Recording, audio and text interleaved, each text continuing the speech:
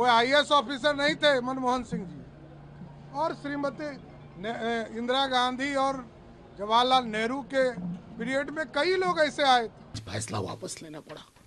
कहाँ के मजबूर प्रधानमंत्री हैं आप। ऑर्केस्ट्रा टीम में जो लोग हैं वो क्या कहेंगे, साहब तेरे सुबह की जय, साहब तेरे शाम की जय, साहब तेरी जय जय जय। तेजस्वी यादव जी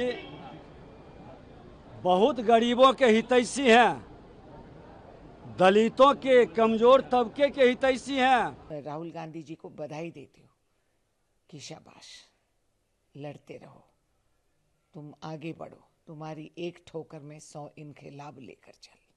बहुत अच्छी बात है। Manmohan Singh revenue secretary, finance secretary सीधा बने थे, कहाँ से आए थे?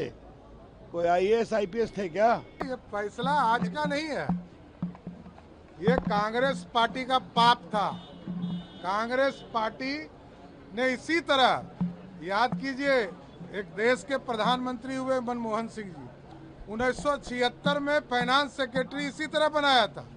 कोई आईएएस ऑफिसर नहीं थे मनमोहन सिंह जी, और श्रीमती इंदिरा गांधी और जवाहरलाल नेहरू के पीरियड में कई लोग ऐसे आए थे। लेकिन मैं तो धन्यवाद देता हूं प्रधानमंत्री नरेंद्र मोदी जी को, जिन्होंने इस पर तुरंत कार्रवाई किया। विपक्ष कह रहा है कि हमारे दबाव की वजह से। अरे विपक्ष तो बाहर में बैठा है ना, जब वो सरकार में थे तो नहीं किए, ये हमारा कहना है। हमारा सीधा आरोप है कि कांग्रेस पार्टी जब सरकार में थी तो उन लोगों ने इस पूरे फॉर्मूले को अपनाते रहने का काम किया, लेकिन मोदी सरकार ने सभी का सम्मान करते हुए उसको रोकने का काम किया। और कुछ लोग कल बिहार बंद का या देश बंद का अपमान किए हैं। आप सोचिए कि जब देश के यशस्वी प्रधानमंत्री जी के कैबिनेट में ये तय हो गया कि हम जो एससी और एसटी वर्ग के जो सुप्रीम कोर्ट का एक आदेश आया उस पर कोई हम रिवीजन नहीं करेंगे, ये नियम पूरी तरह लागू रहेगा, तो बंद करने का क्या सवाल उठता?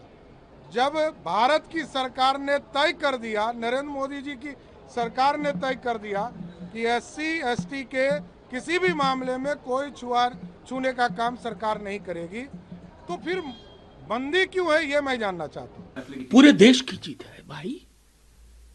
तेजस्वी जी क्या है, नेता प्रतिपक्ष है ना, बिहार के सबसे बड़ी पॉलिटिकल पार्टी के।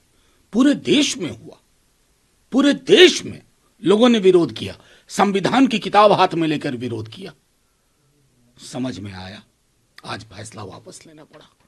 कहाँ के मजबूर प्रधानमंत्री हैं आप। यूं ही फैसले लेते हैं बिना सोचे समझे, संविधान को दरकिनार करते हुए, प्रावधानों को दरकिनार करते हुए। सवाल तो अब ये उठेगा कि इससे पहले जो आपने लेटरल एंट्री में लोगों को लिया है वो कौन लोग हैं? क्या तब माना था? ये 240 के बाद का आंकड़ा, ये समझाइए लोगों को। क्या इसकी जांच की मांग करेंगे क्या आप लोग? नहीं, इसमें जांच किया, सरकार को फैसला वापस लेना पड़ा। हम कहेंगे इससे पहले जो लेटरल एंट्री में हुआ उसका ब्यौरा थोड़ा दे। अश्वनी वैष्णव जी परसों तक जस्टिफाई कर रहे थे, प्रधानमंत्री जी का विजन बता रहे थे लेटरल एंट्री। 2 दिन बाद कह रहे हैं कि सामाजिक न्याय के लिए प्रधानमंत्री के अंदर बड़ी पीड़ा। ये पीड़ा पैदा कब हुई, कब जन्म हुआ इसका, लोग सब समझते हैं। लेकिन हाँ, ऑर्केस्ट्रा टीम में जो लोग हैं वो क्या कहेंगे, साहब तेरे सुबह की जय, साहब तेरे शाम की जय, साहब तेरी जय जय जय। आपको लगता है कि एनडीए के साथियों ने भी दबाव बनाया? देखिए, जिस किसी को भी जनता के साथ लगातार संवाद है, जिसने कान नहीं बंद किया, आंखें नहीं बंद की हैं, तो वो इस तरह के तानाशाही मनोवृत्ति के फैसलों के पक्ष में खड़ा नहीं हो सकता। और जो खड़े हैं वो खड़ा होने लायक नहीं रहेंगे आगे। तेजस्वी यादव जी बहुत गरीबों के हितैषी हैं, दलितों के, कमजोर तबके के हितैषी हैं। वो घोषणा करें कि जो हम उसके हक को मार रहे हैं, ऐसे मानसिकता के लोग उसके लिए अपने अधिकार को उसके हवाले करेंगे? है हिम्मत? अरे वो भी देश के प्रधानमंत्री नरेंद्र मोदी जी और बिहार के मुख्यमंत्री नीतीश कुमार जी कमजोर तबका के, दलितों, शोषितों, गरीबों के हित में काम करते हैं।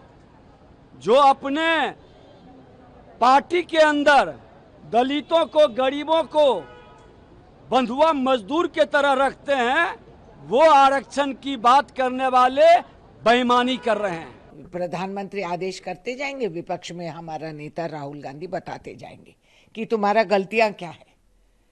इसके ऊपर तो बहुत लाद देते हैं।